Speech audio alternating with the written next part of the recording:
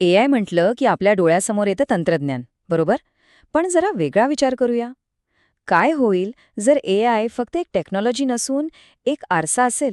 हो, एक असा आरसा जो आपल्याला थेट 2500 वर्षांपूर्वी घेऊन जातो, एका मूलभूत प्रश्नाकडे. आपल्याला एखादी गोष्ट माहीत आहे हे आपण नक्की कसं ठरवतो? आणि हाच प्रश्न आपल्याला या संपूर्ण चर्चेत पुढे घेऊन जाणार आहे. कारण एआयचा जो सगळ्यात मोठा धडा आहे ना, तो कदाचित कम्प्युटर्सबद्दल नाहीच, तो आहे आपल्याबद्दल, आपल्या स्वतःच्या विचार करण्याच्या पद्धतीबद्दल. चला तर मग सुरुवात करूया. ओके, तर सुरुवात करूया आपल्या डोक्यातल्या एका ऑपरेटिंग सिस्टमपासून. हो, एक अशी विचार करण्याची पद्धत जी आपल्या समाजात, आपल्या संस्कृतीत इतकी भिनली आहे की आपल्याला ती जाणवत सुद्धा नाही. आणि ही सिस्टम चालते कशावर? तर तर्कावर आणि नियमांवर.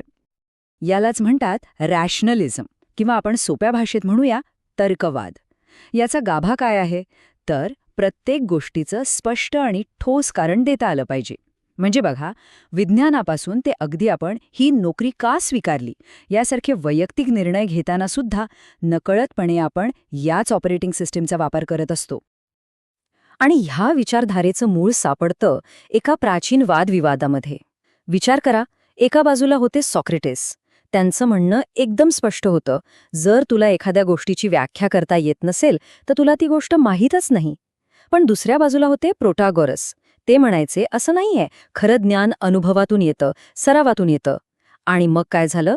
इतिहासात सॉक्रेटिसचा विचार जिंकला आणि त्यांच्या ह्या विजयाने पुढच्या 2500 वर्षांची दिशा ठरवली. आणि हा प्रवास किती सरळ आहे बघा.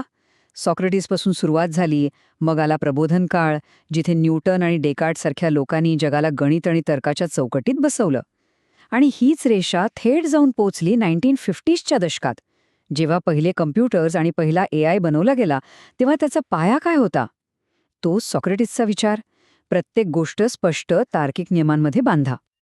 आणि खरं सांगायचं तर ह्या विचारसरणीने कमाल केली आहे. आपल्याला स्मार्टफोन मिळाले, मोठमोठी औषधं मिळाली. पण ही नियमांवर चालणारी प्रणाली एका ठिकाणी येऊन अडखळते. तिला तडे जायला लागतात. आणि ती जागा कुठली? तर आपलं खरं गुंतागुंतीचं जग. उदाहरण घ्या, मानसशास्त्राचं. शास्त्रज्ञांनी मानवी वागणुकीचे काही ठाम नियम बनवण्याचा खूप प्रयत्न केला, पण ते अयशस्वी ठरले. का? कारण माणसं काही ठरलेल्या नियमांप्रमाणे वागत नाहीत. आणि सगळ्यात मोठी गंमत काय माहितीये? एआय बनवताना शास्त्रज्ञ बरोबर याच भिंतीला येऊन धडकले.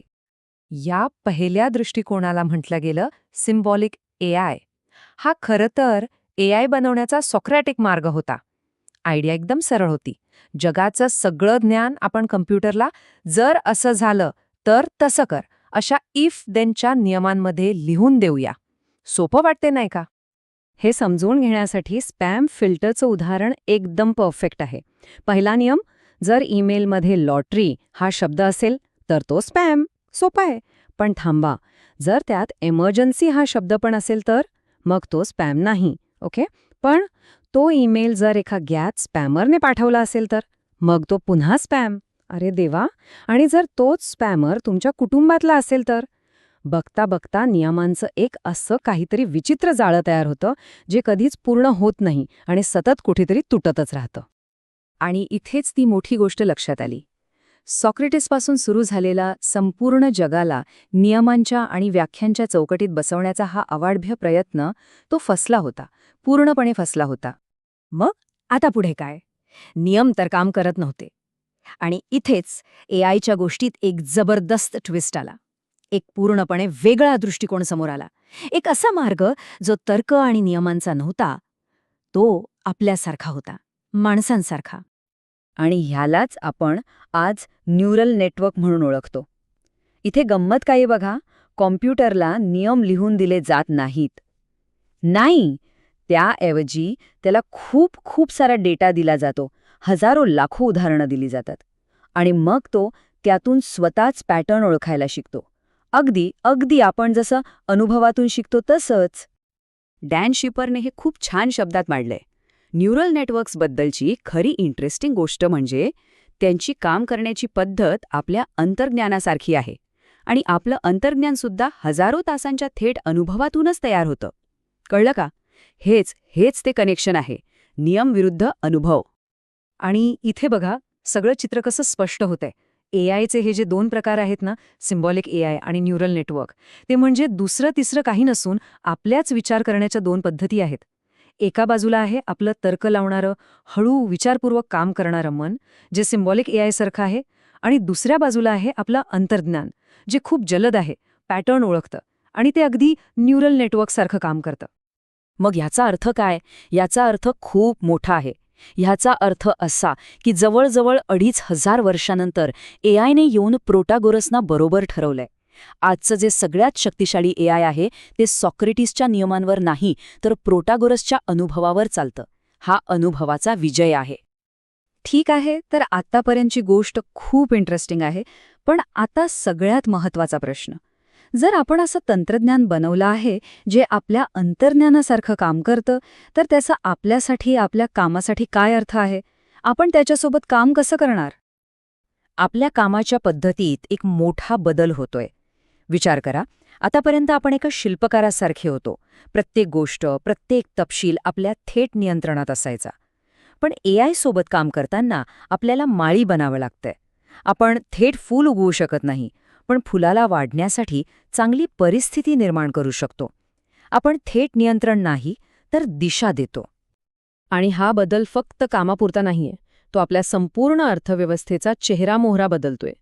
आपण नॉलेज इकॉनॉमी म्हणजे ज्ञान अर्थव्यवस्थेतून आता ॲलोकेशन इकॉनॉमी म्हणजे वाटप अर्थव्यवस्थेकडे चाललो आहोत. आधी महत्त्व होतं की तुमच्याकडे किती ज्ञान आहे. आता महत्त्व आहे की तुम्ही एआयच्या ज्ञानाचं वाटप किती चांगल्या प्रकारे करता. तुम्ही आता तज्ज्ञ नाही, तर तज्ज्ञांचे मॅनेजर आहात. मग या नवीन वाटप अर्थव्यवस्थेत यशस्वी होण्यासाठी कोणती कौशल्ये लागतील?